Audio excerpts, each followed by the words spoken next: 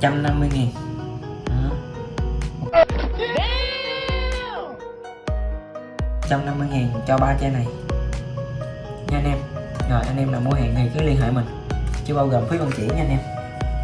Rồi, ok anh em. Subscribe vào YouTube này, nhớ subscribe kênh nhá. Mấy bạn nhớ